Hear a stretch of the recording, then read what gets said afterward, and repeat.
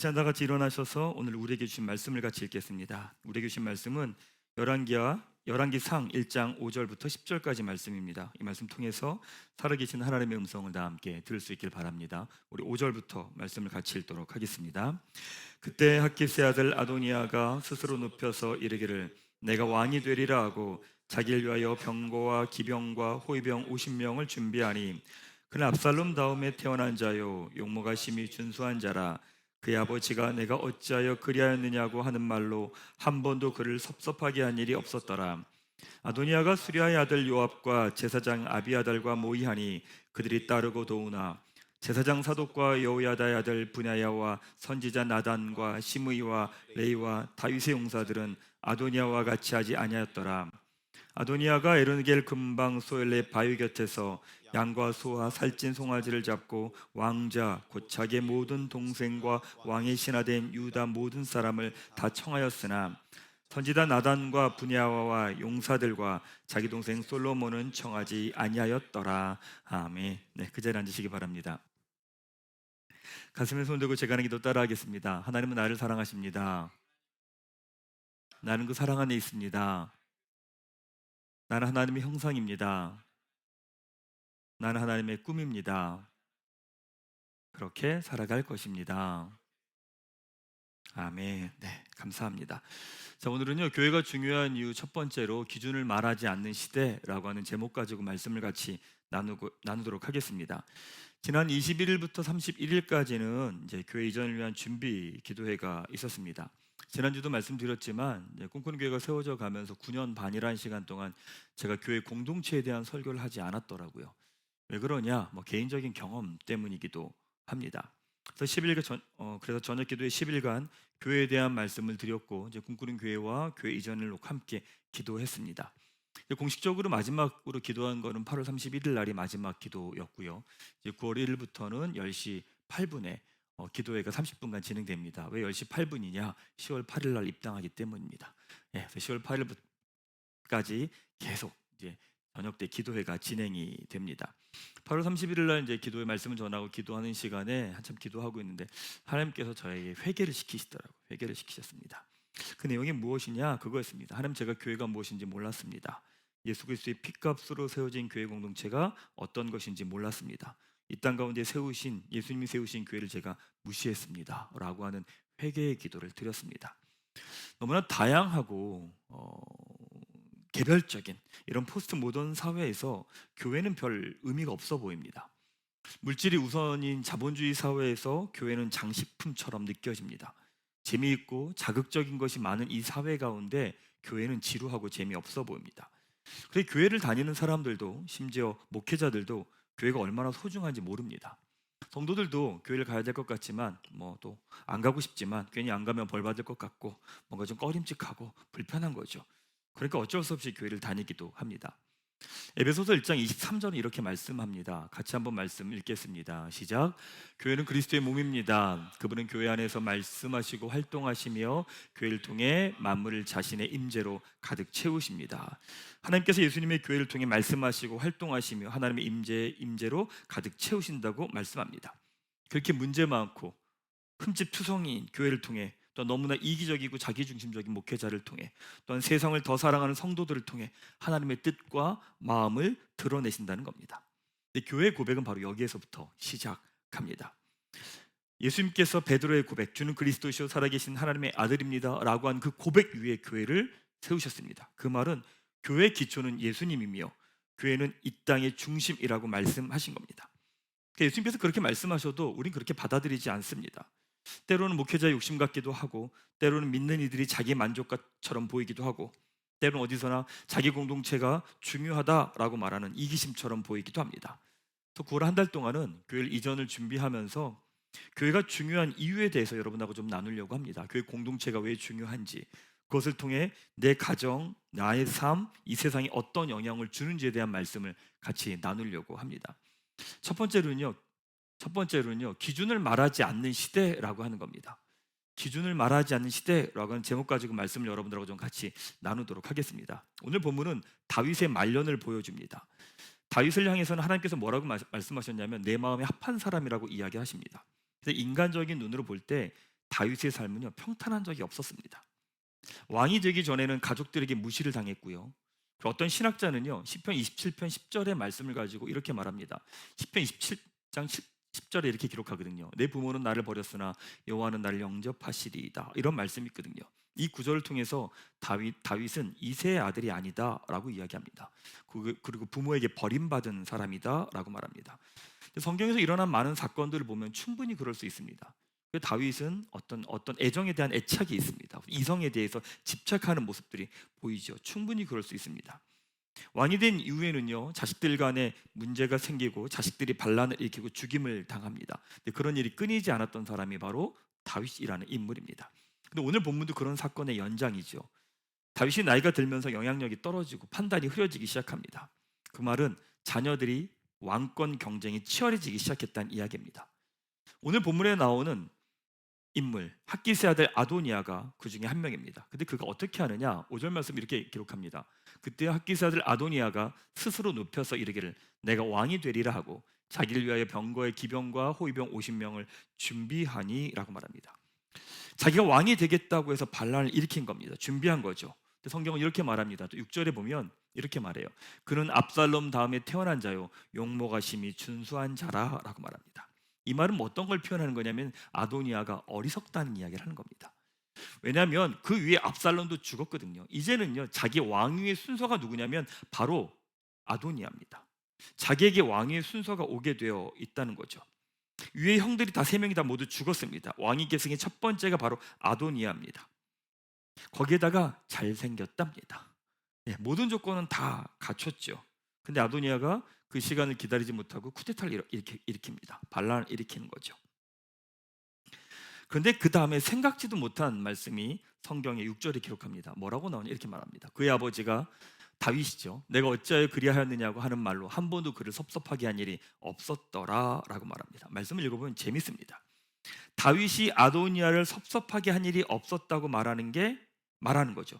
다윗이 아도니아를 섭섭하게 한 일이 없었다고 말해요. 그러니까 아도니아가 아버지 다윗을 섭섭하게 한 일이 없었던 게 아니라 아버지 다윗이 아들 아도니아를 섭섭하게 한 일이 한 번도 없었단 말입니다. 다시 말하면 아버지가 아들에게 마음 상하게 하는 말을 한 번도 한 적이 없었다는 이야기인 거죠. 관계가 깨어질까 봐 아도니아를 책망하지 않고 야단치지 않았다는 말입니다. 그러니까 다윗이 아도니아에게 아무 말도 하지 않은 거죠. 사실 이것은 다윗에게 나타나는 전형적인 모습입니다. 다윗은 암논이 압살롬의 누이 다말과의 관계에서 불미스러운 일이 일어났음에도 불구하고 그거에 대해서 한마디도 말하지 않았습니다.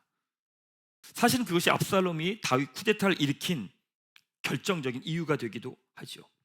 다윗은 결정적인 순간에 아무 말하지 않습니다. 왕으로서는 탁월했을지 모르지만 자녀에게는 결정적인 순간에 아무 말도 하지 않습니다. 피합니다. 외면합니다. 도망가 버립니다. 왕으로서는 훌륭했을지 모르지만 아버지로서의 다윗은 너무 연약했죠. 자녀들을 가르치고 훈계하고 기준을 제시하고 틀린 것을 틀렸다고 말하지 않았던 거죠. 근데 그런 현상이 어디서 나타나느냐? 자녀들이 모두 반란을 일으켜버리는 거죠. 그래서 모든 관계가 다 깨어져 버립니다. 다윗의 자녀들이 왜 그랬을까요? 아마 그것이 잘못된 줄도 몰랐을 겁니다. 어쩌면 그런 것이 너무나 당연하다고 생각했을지도 모릅니다. 왜요? 그 누구도 기준을 제시하지 않았거든요.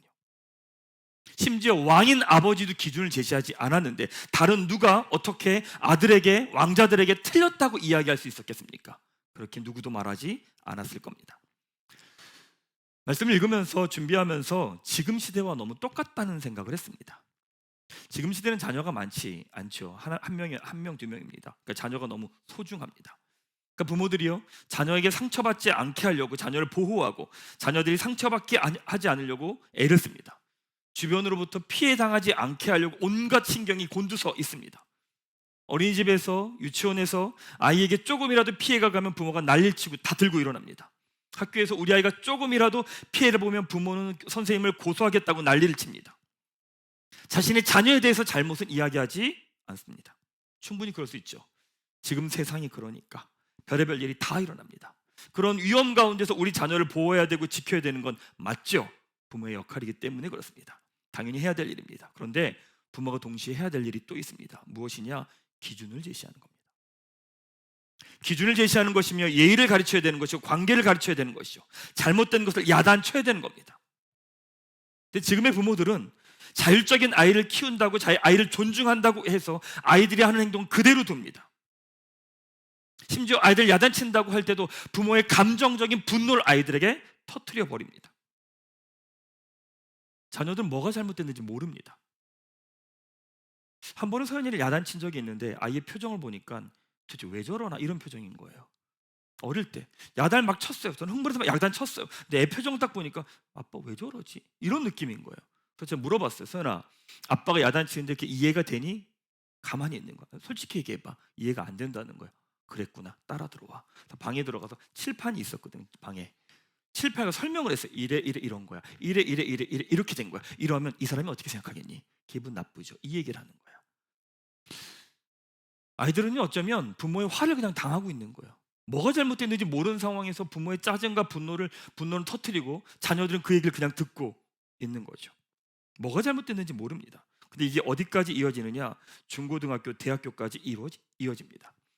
최근에 학교에서 이루어진 얘기 중에 가장 충격적인 이야기는 제가 여러분들에게 한번 말씀드렸는데, 학교에서 아이들이 다툼이 일어납니다. 그럼 선생님은 거기를 중재하지 않습니다. 선생님은 부모에게 전화합니다. 아이들에게 다툼이 일어났는데 학폭위를 열 거면, 학교 폭력위원회를 열 거면 이야기하십시오. 그리고 끝냅니다. 선생님은 어디도 개입하지 않는다고 말합니다. 왜? 어디를 개입하는 순간 다른 쪽 아이의 부모가 공격하기 때문에 그런 거죠. 그러니까 지금은 그 누구도 이것이 틀렸다, 잘못됐다, 그러니까 너가 이것도 고쳐야 된다라고 말하지 않는 시대예요. 9월 1일부터 시행된 교원의 학생생활 지도에 관한 고시라고 하는 내용이 있더라고요. 최근에 학교에서 선생님들이 자살하는 사건이 일어나고 아이들이 선생님들에게 존중하지 않는 일들이 일어나니까 교육부에서 그것들을 고시한 거예요. 거기 어떤 핵심적인 내용이 뭔지 아십니까? 이겁니다. 수업을 방해하는 학생은 교실에서 내보낼 수 있다. 휴대전화를 압수할 수 있다. 이런 내용들입니다. 내용을 제가 다 읽어봤어요. 봤더니 이런 거예요. 선생님과 아이들이 인격적인 관계에서 아이를 가르치고 그리고 잘못된 것을 이야기하고 그것을 고치는 과정은 없습니다. 없습니다. 다시 말하면 고등학교 졸업할 때까지 아이들은 뭐가 잘못되는지를 모른다는 이야기입니다. 문제가 있다고 해도 잘못되었다는 걸 들을 기회가 없다는 거예요. 근데 그렇게 살아가는 건 대학교까지 가능합니다.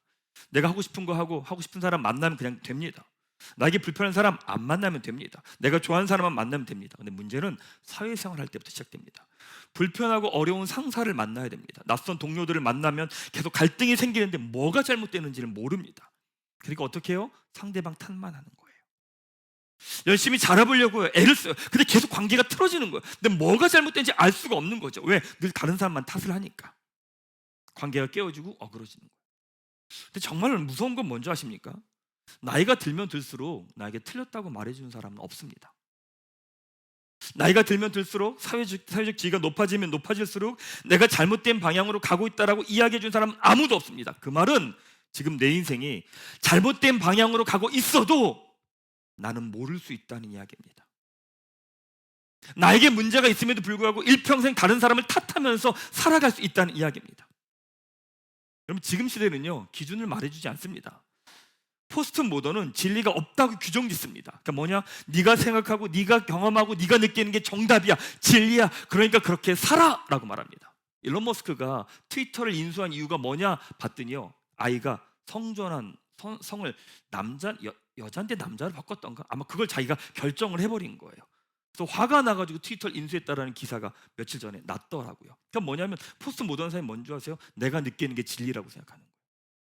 내가 생각하는 게 진리라고 생각해요. 그러니까 너도 진리야, 너도 진리야, 너도 진리야. 그러니까 알아서 살아라고 말하는 거죠.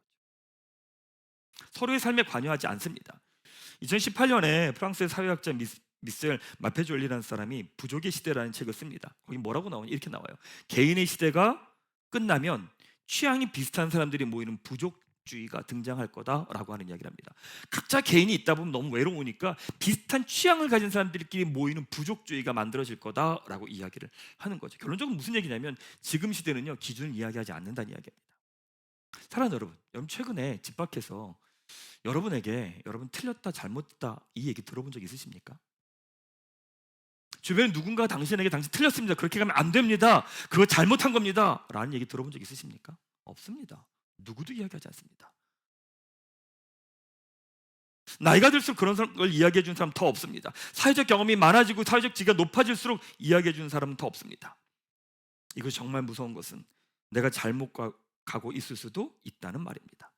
심리학에서 보면 운영 방황 현상이라는 것이 있습니다. 이건 뭐냐면 눈을 감고요, 사방이 똑같은 이게 사막 같은 데를 걸어가면 직선으로 내가 간다고 해도 직선으로 가는 게 아니라 이렇게 원으로 간다는 이야기입니다. 그러니까 눈을 감고 걸어가 보라고요. 그러면요, 사람이 막 걷는데 자기는 직선으로 걷는데 돌아보면 이렇게 원을 걷고 있다는 이야기예요. 사막에서 사람이 길을 잃으면 길을 못 찾는 이유가 뭐냐면 주변이 다 사막이기 때문에 난 직선으로 간다고 하는데 돌아보면 반경 5km 이내를 벗어나지 못게 원은 돈다는 이야기입니다. 그게 운영 방황 현상이라고 이야기를 합니다. 바로 이게 지금 시대입니다. 지금 사회입니다. 바로 여기에서 교회의 중요성이 나옵니다. 이 세상은 이해관계를 기초로 하고 있습니다. 그러게 이익이 되면, 손해가 되면 모든 것은 다 바뀔 수 있습니다. 저 사람 왜 저러냐고요? 이해관계 때문에 그런 겁니다. 당연하죠. 이해관계를 기초로 하기에 거기에 따라 달라지는 건 너무나도 당연한 겁니다. 저 사람이 어떻게 저럴 수 있냐고요? 어떻게 저렇게 배반할 수 있냐고요? 당연한 겁니다. 이해관계를 기초로 했기 때문에 어떤 것으로도 기초를 바뀌는 건 다 당연한 거죠. 하지만 교회는 이해관계가 아니라 복음을 기초로 합니다. 주는 그리스도시요 살아계신 하나님의 아들입니다 라고 한 이 고백을 기초로 합니다. 이 말은 일반적인 언어로 말하면 교회는 진리를 기초로 하고 있다는 이야기입니다. 진리가 되려면 세 가지 요건이 있어야 됩니다. 절대성, 조건이 붙으면 안 됩니다. 보편성, 어디서나 적용돼야 됩니다. 불변성, 모양이나 형태가 달라지면 안 됩니다. 그러게 이 땅의 그 어떤 것도 진리가 될 수 없습니다. 여러분이 소중하다고 여기는 게 뭡니까? 그것들이 이 세 가지 진리의 조건에 해당됩니까? 조건에 해당되지 않습니다. 돈도요, 돈의 가치가 변합니다. 사람도 변합니다. 건강도 변합니다. 내가 중요하다고 여기는 모든 가치는 다 변합니다. 그건 진리가 될 수 없다는 이야기. 교회는 절대적이고 보편적이고 불변한 진리를 기초로 합니다. 교회는 진리를 기초로 하기에 그 진리가 선포되는 것이고 그 진리를 향해 살아가는 것, 그것이 바로 교회입니다. 참 놀라운 건 진리는 사람을 불편하게 합니다. 여러분, 교회는 여러분을 불편하게 하는 게 정상입니다. 교회는 여러분들을 위로하지만 동시에 불편하게 합니다. 왜요? 진리가 선포되면 불편하거든요. 진리와 다른 나의 모습과 나의 생각과 나의 마음이 드러나기 때문에 불편할 수밖에 없는 겁니다. 교회를 다녀요. 불편한 게 하나도 없어요. 그 말은 말씀이 들리지 않거나 선포되는 말씀이 틀렸다는 이야기입니다. 진리는 사람을 불편하게 합니다. 여기서 중요한 것은 교회는 진리를 기초로 한다는 겁니다. 이것 가지고 두 가지 의미를 여러분하고 나눌 겁니다. 첫 번째 무엇이냐? 교회는요, 진리가 아니라 진리가 될 수 없다는 거예요. 교회는 진리를 기초로 합니다. 그래서 교회는 진리가 아니고요, 교회 자체가 진리가 될 수는 없습니다. 그래서 여러분, 교회를 절대시하면 안 됩니다. 교회는 진리를 기초로 세워진 것이지 진리가 아니기에 교회는 무너질 수 있고요, 깨어질 수 있고요, 변질될 수 있습니다. 교회를 세워가는 건 목회자와 성도들입니다. 목회자와 성도들이 치열하게 복음 앞에 응답하며 진리를 향해, 말씀을 향해 맞춰가지 않으면 언제나 변질될 수 있는 것, 그게 교회입니다. 목회자 혼자 되는 게 아닙니다. 성도들 혼자 되는 게 아닙니다. 목회자 성도들이 믿음의 싸움을 하며 치열하게 말씀 앞에 자기 자신을 맞춰갈 때 교회는 진리 위에서 세워져 갑니다. 지난주에 어떤 분을 만났는데 그분을 이렇게 만나서 이야기하는데 그렇게 교회 욕을 하시는 거예요. 아, 참나, 교육을 그렇게 하시는 거예요. 막 목사님 욕부터. 하지만 목사 앞에서 목사님 욕을 하는 건 무슨 경우인 거예요? 예의가 없는 거죠. 목사님 욕을 하고 성도 욕을 막 하고 있는 거예요. 1시간 동안 들었어요. 이게 남 욕 듣는 게 힘들더라고요. 이게 1시간 딱 왔는데 진이 빠지는 거예요. 진이 빠지는 거예요. 그리고 만나고 돌아오는데 제 안에 어떤 생각이 들었냐면 이런 생각이 됐어요. 저분은 저 교회를, 자기가 다니는 교회를 자기 교회라고 생각하지 않는구나, 이 생각이 들었어요. 그 생각이 들더라고요. 여러분, 제가 우리 교회 성도님들 많이 구박하잖아요. 우리 성도님 되게 많이 구박하거든요. 그럼 밖에서도 구박할까요? 구박한다고 얘기할까요? 안 해요. 안 해요. 교회 안에서 우리 교회 성도들 막 구박하죠. 밖에서는 안 해요. 왜요? 우리 가족인데? 아니, 우리 교회 성도인데? 아니, 우리 교회 성도를 밖에서 욕한다고요? 그런 사람이 어디 있어요, 세상에. 안에서야 뭐라고 야단칠 수 있죠. 근데 밖에서 가가지고 우리 성도들이 이 모양 이 꼴이 이렇게 말하겠어요? 말 안 하죠. 안 해요. 우리 교회인데. 내 교회가 싫을 수 있고 마음에 안 들 수 있지만 다른 사람이 그렇게 말하면 안 돼요. 왜요? 나도 그 교회 다니니까. 여러분, 복음 앞에서 치열하게 응답하면서 가는 사람은요, 비난하지 않아요. 비난할 수 없어요. 왜냐하면 그게 내 모습이라는 거 알기 때문에 그래요. 여러분, 교회는요 진리가 아니에요. 진리가 될 수 없어요. 이번에 교회 이전을 준비하면서 되게 감사했던 건 뭐냐면, 함께 기도하고 고민하면서 답을 찾아가주는 성도들 때문이었습니다. 교회 이전에 대해서 진행되는 모든 과정들을 위해 계속 관심을 가져주고, 목사님 어떻게 진행되고 있어요? 어떻게 뭐 부족한 건 없어요? 어떻게 해야 되죠? 어떻게 풀어가야 돼요? 그리고 또 목사님 건강 괜찮으세요? 막 이런저런 고민을 해주고 걱정을 해주고, 참 너무 고맙더라고요. 자신이 할 수 있는 것들 안에서 풀어가겠다고 애를 쓰고, 뭐 어떤 분들은 집이 있는데 주택담보대출을 받겠다고 해서 그 과정들을 막 진행하는 과정들을 걸어가고, 또 목사님 제가 도움을 드리고 싶은데 도움 드릴 수 있는 상황이 아니라고 하면서 이야기하는 마음을 할 때 또 그 마음이 또 너무 고맙고, 참 놀라운 건 뭔지 아십니까? 이제 그 시간들 함께 지나면서 뭘 하는 거냐면 영적 경험을 같이 하는 거예요. 같이 하는 거예요. 근데 이게 어디서 드러나는 줄 아세요? 10월 1일 날, 10월 8일 날 입당 예배 드릴 때 드러나요. 그 시간이 정말 기쁨이 되는 시간이 있고, 이 시간들 같이 걸어간 분들은요 10월 1일 날, 8일 날 예배 드릴 때 정말 기뻐해요. 근데 그게 아닌 분들은 10월 1일 날, 8일 날 예배 드릴 때 어떤 줄 아세요? 부끄러워요. 영광의 자리인데 부끄러워요. 왜? 함께 영적 경험을 함께 경험하면서 기도하면서 같이 걸어간 사람들은요 그 자리에서 일어난 축제를 같이 즐길 수 있거든요. 그때 드러나요. 여러분, 교회에서 여러분 부탁인데, 관람객처럼 밖에 있으면서 교회와 사람들을 평가하지 마세요. 교회를 위해 눈물로 기도해보지 않으면서 건강한 교회를 다니기를 원한다는 건 거짓말이에요. 왠지 아세요? 건강한 교회가 그 사람을 불편하게 할 거거든요. 건강한 교회에서 선포된 그 말씀이 그 사람의 생각과 마음이 틀렸다는 걸 드러내기 때문에 불편하게 할 거거든요. 그럼 그 사람은요 또 교회를 비난하고 교회를 떠날 거예요. 그럼 그 사람은 언제나 관람객처럼 살아갈 거예요. 근데 더 무서운 건 뭔지 아십니까? 결국 그 사람은 천국을 향해서도 관람객이 될 가능성이 많아요. 사랑하는 여러분, 꿈꾸는 교회 건강한 교회를 세워가기 원하십니까? 그냥 되지 않습니다. 저도 여러분도 치열한 믿음의 싸움을 해야 됩니다. 교회 전 저녁 기도회가 30일 날 끝났지만 입당 전까지 계속 기도회를 진행하려고 합니다. 함께 기도해야 되죠. 제가 잘못 가요? 그럼 여러분들 기도하셔야죠. 목사님, 우리 목사님 잘못 가는데 제대로 가게 해달라고 기도해야죠. 기도하고 나아가야죠. 그 마음도 함께 모으면서 기도해야죠. 우리 모두가 자신의 고집을 내려놓고 하나님의 뜻을 향해 함께 맞춰가는 과정을 걸어가야 되죠. 그런 과정을 걸어갈 때 교회가 세워지는 거예요. 그럴 때 건강한 교회를 여러분들이 다닐 수 있고 세워갈 수 있는 거예요. 사랑하는 여러분, 시간이 갈수록 꿈꾸는 교회가 건강한 교회로 믿음 안에서 세워지게 되기를 축원합니다. 자, 두 번째는 무엇이냐 이겁니다. 교회는 진리를 기초로 세워졌다는 겁니다. 교회는 첫 번째는 교회는 진리가 아니고 진리가 될 수 없습니다. 그래서 교회를 절대시하면 안 됩니다. 두 번째, 근데 교회는 진리를 기초로 세워져 있습니다. 그래서 교회가 깨어지고 변질되며 타락하고 여러분의 생각과 마음과 다르게 갈 수 있지만 교회 자체를 부정할 수는 없습니다. 왜냐하면 교회는 그 자체는 복음과 말씀과 진리를 기초로 세워져 있기 때문에 그렇습니다. 많은 사람들은 교회에 대해 부정적인 생각을 갖습니다. 심지어 교회를 잘 안다고 하는 분들도 그렇습니다. 왜 그런지 아십니까? 멀리서 보기 때문에 그렇습니다. 그 안에 들어가 보지 않았기 때문에 그렇습니다. 눈에 보이는 건 내 머리로 이해되지 않고 납득되지 않기 때문에 그런 거죠. 최근 어떤 분하고 이제 교회 관계된 이야기를 나누면서 그런 이야기를 하는 거예요. 교회에 대해서 이것이 잘못됐고 이것이 잘못됐고 이것이 잘못됐다고 이제 이런 이야기를 하는 거예요. 듣다가 그냥 말았어요. 왠지 아세요? 멀리서 보기 때문에 그래요. 안에 치열하게 들어가서 치열하게 눈물 흘리며 기도하며 몸부림쳐 보지 않으면 교회 안에서 어떤 일이 일어나고 어떤 몸부림이 있고 어떻게 드러나는지 보이지 않기 때문에 그거든요. 교회는 모든 걸 다 설명하지 않아요. 때로는 어떤 일이 있을 때 그것들을 자기의 비난을 감수하면서 그 길을 걸어가기도 해요. 자기가 옳다는 걸 증명하기 위해서 저 사람이 틀렸다는 걸 증명하려고 하는 공동체는 교회가 아니에요. 그러니까 때로는 바보라 보면 그런 거예요. 교회를 보면 왜 저렇게 바보같이 저렇게 하지? 여러분 생각해 보세요. 다 모여있는데 바보겠어요?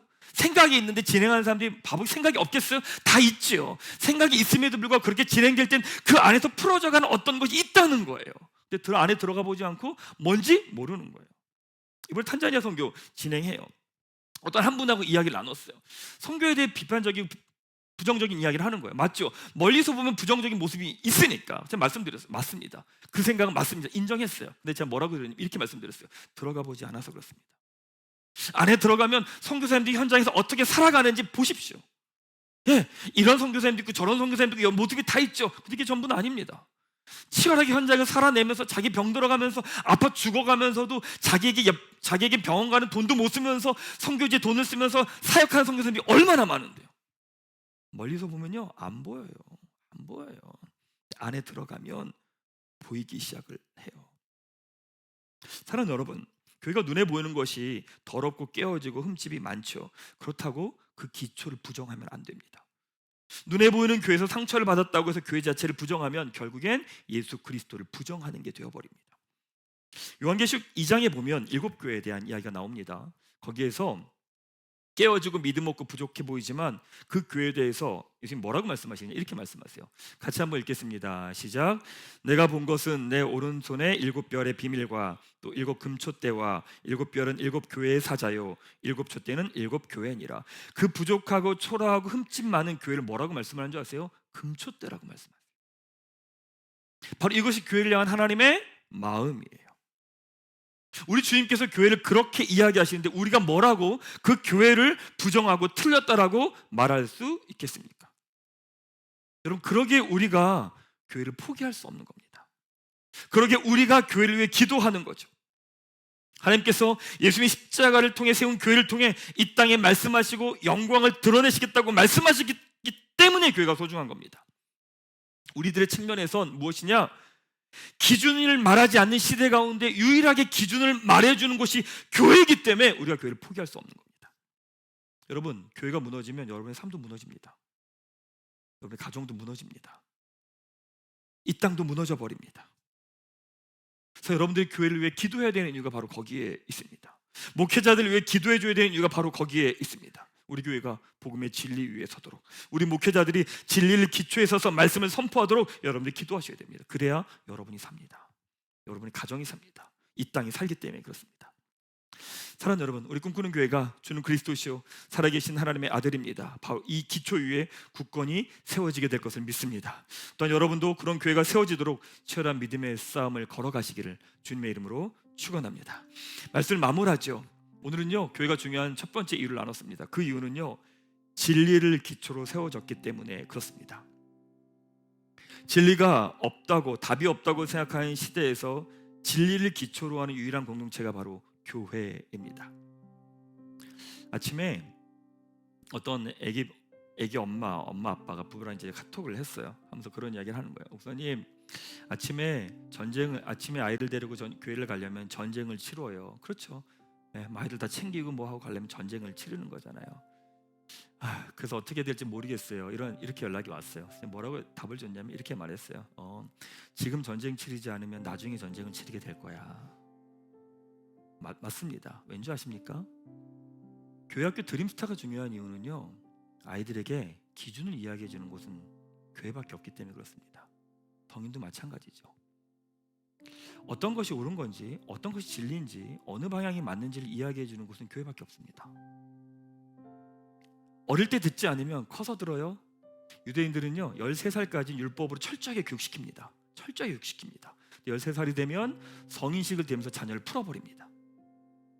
왜냐하면 13살까지 율법으로 살아가면서 기준에 맞춰 살아가는 걸 훈련받았기 때문에 13살 이후는요 부모가 관여하지 않습니다. 근데 아이는 율법에 순종하며 살아갑니다. 근데 우리나라는 반대예요. 13살까지 내버려둬요. 그 13살부터 잡아요. 그러니까 싸움이죠. 청소년기 이후에 부모가 하는 모든 이야기는 싸움밖에 안 됩니다. 왜? 아이의 기준 자체가 이미 틀어져 있기 때문에 그렇습니다. 교회가 중요한 이유는요 진리를 이야기해주는 유일한 곳이 바로 교회밖에 없기 때문에 그렇습니다. 여러분의 자녀들 놓고 기도하십시오. 그리고 아이들의 교회와 신앙생활에 대해서 기도하셔야 됩니다. 그것이 아니면 어디서도 내가 틀리고 잘못됐고 잘못 가고 있다는 걸 알 수 있는 곳이 없기 때문에 그렇죠. 진리가 없다고, 답이 없다고 생각하는 시대에서 진리를 기초로 한 유일한 공동체가 바로 교회입니다. 진리를 기초로 하였다고 해서 교회가 진리가 될 수 없습니다. 그러기에 우리 모두가 치열한 믿음의 싸움을 가야 됩니다. 진리 앞에 응답하려는 몸부림을 쳐야 됩니다. 건강한 공동체를 찾는 것이 아니라 건강한 공동체는 함께 만들어가는 겁니다. 교회는 진리의 기초 위에 세워졌습니다. 그러기에 교회를 포기할 수 없습니다. 사랑하는 꿈꾸는 교회 가족 여러분, 교회를 위해 기도하십시다. 이 땅에 교회를 위해 기도해 주십시오. 주는 그리스도시요 살아계신 하나님의 아들입니다. 이 진리 위에 교회가 서게 하여 주시옵소서. 꿈꾸는 교회가 서게 하여 주시옵소서. 이 땅의 교회가 서게 하여 주시옵소서. 우리 가정도 그 기초 위에 서게 하여 주시옵소서. 이 땅의 교회를 위해 진리가 바로 선포되며 하나님의 뜻이 이 땅 가운데 때 온전히 선포되며 흘러가기를 주님의 이름으로 축원합니다. 함께 찬양하며 주님 앞에 나아가도록 하겠습니다. 주님 말씀하시면 내가 나아가리다. 주님 뜻이 아니면 내가 멈춰서리다. 우리 함께 고백하며 주님 앞에 나아가도록 하겠습니다. 주님 말씀하시면 주님 말씀하시면 내가 나아가리다. 주님 뜻이 아니면 내가 멈춰서리다.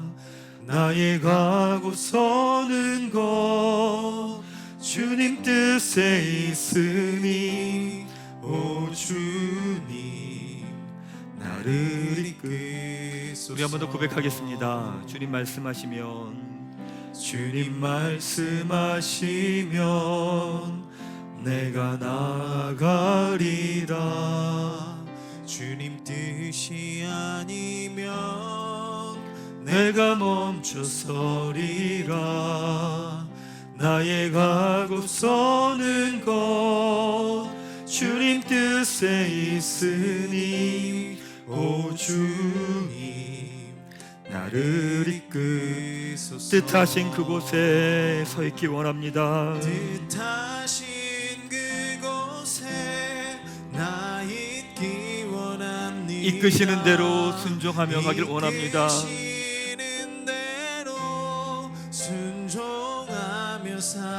연약한 내용을 통하여 일하여 주십시오.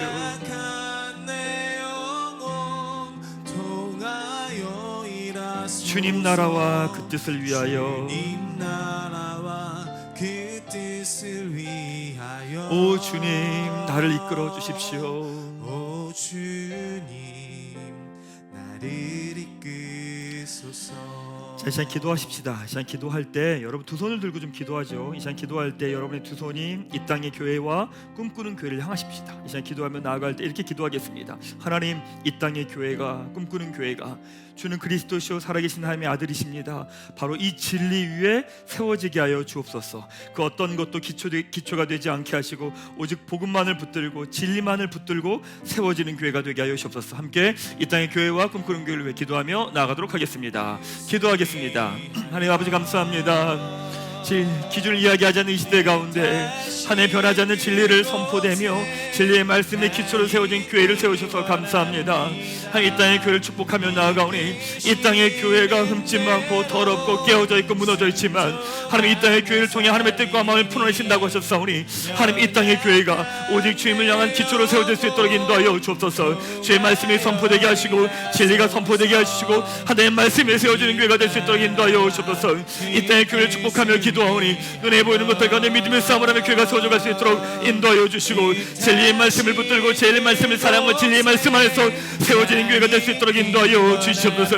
꿈꾸는 교회 기도하며 나가오니 하나님 이 교회가 주의 말씀 앞에 세워지게 하여 주옵소서. 진리 위에 세워지게 하여 주옵소서. 다른 것 어떤 것들 자랑하지 않게 하시고 다른 것들 붙들지 않게 도와주시고 오직 주의 말씀만을 복음만을 붙들고 나갈 때마다 그 말씀 앞에 교회가 아름답게 세워질 수 있도록 하나님께서 인도하여 주옵소서. 걸음걸음을 걸어가며 나가오니 이 땅의 교회 가운데 성령의 불을 붙들어 주시고 성령께서 함께 하셔서 이 교회가 오직 주님만을 바라보며 주의 기초 안에 세워져 갈 수 있도록 인도하여 주시고 더러운 것들이 떠나가게 도와주시고 죄악들이 떠나가게 도와주시고 함께 믿음의 길 걸어가며 이 걸음들을 살아갈 수 있도록 인도하여 주셔서 함께 걸음을 걸어갈 때마다 믿음의 길 끌고 건강에 세워져 갈 수 있도록 성령께서 인도하여 주시고 이 땅의 교회가 믿음의 교회로 예수 그리스도의 교회로 예수 그리스도의 영광을 드러낸 교회로 아름답게 설 수 있도록 성령께서 인도하여 주옵소서. 이 땅의 교회가 우리 교회 가운데 아버지의 은혜와 생명을 보여주시고 더 아름답게 그 믿음의 길을 걸어갈 수 있도록 성령께서 인도하여 주옵소서. 그 길을 걸어갈 수 있도록 인도해 주시고 붙들어 주시옵소서. 그 걸음을 걸으며 살아낼 수 있도록 인도하여 주옵소서.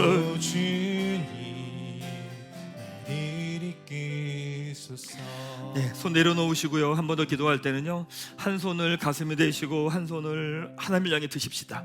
이 시간 기도할 때 이렇게 기도하겠습니다. 하나님, 꿈꾸는 교회가 건강하게 아름답게 세워지기 원합니다. 그러기에 나도 치열한 믿음의 싸움을 하기 원합니다. 관람객처럼 팔짱 끼고 한 걸음 물러서서 다른 사람을 비난하고 비판하는 것이 아니라 믿음의 싸움을 하며 함께 주의 몸된 교회가 세워가는 것들을 함께 살아가길 원합니다. 하나님, 우리 교회 가족들이 목회자와 성도들이 함께 건강한 교회 진리를 기초한 교회로 함께 세워가게 하여 주옵소서. 함께 기도하며 나가도록 하겠습니다. 기도하겠습니다.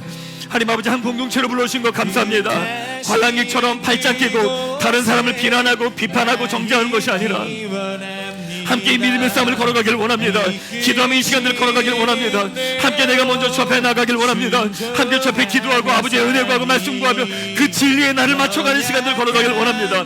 아버지 그 진리의 날을 맞춰가며 함께 순종하며 기도하며 말씀 구하며 아버지의 마음을 구하며 함께 가는 이 시간들 함께 걸어가길 원합니다.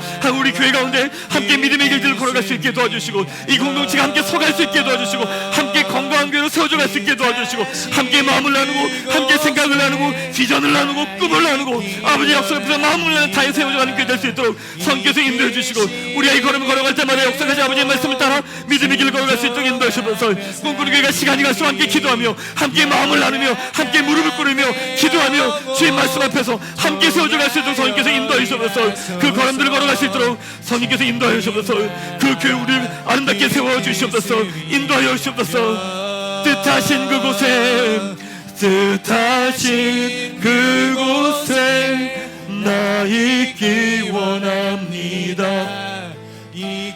이끄시는 대로 순종하며 살리니 연약한 내 영혼 통하여 일하소서. 주님 나라와 그 뜻을 위하여 오 주님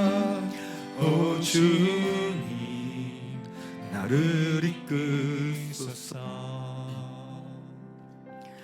하나님 아버지, 어디로 가야 될지 무엇을 해야 될지 어떻게 살아가야 될지 모르고 그 누구도 기준을 말해주지 않는 시대 가운데 예수 그리스도의 피값으로 교회를 세우셔서 감사합니다. 진리를 기초로 세우신 교회를 통해 진리가 선포되게 하시고 그 진리를 기준으로 우리의 삶을 맞춰가게 하여 주시옵소서. 또한 진리를 기초로 세워진 우리 교회가 건강하게 서도록 우리 교회 가족들이 함께 믿음의 싸움을 하며 우리 주님을 향하여 걸어가게 하여 주시옵소서. 팔짱을 끼고 한 발짝 물러서서 관람객처럼 비난하고 비판하고 정죄하는 것이 아니라 함께 뛰어들어 함께 기도하고 고민하고 함께 마음을 나누며 함께 걸어갈 때 꿈꾸는 교회가 이 땅의 교회가 건강하게 아름답게 세워져 가게 하여 주시옵소서. 그런 시간을 통해 꿈꾸는 교회가 이 땅의 교회가 진리의 교회로 굳건히 서게 하여 주시옵소서. 길이요 진리이신 우리 주님 예수 그리스도의 이름으로 기도하옵나이다. 아멘. 아멘. 네, 옆에 있는 분에게 이렇게 고백하겠습니다. 예, 믿음의 길을 제가 걸어가겠습니다. 시작. 자, 옆에 있는 분부터 제가 믿음의 길을 걸어가겠습니다.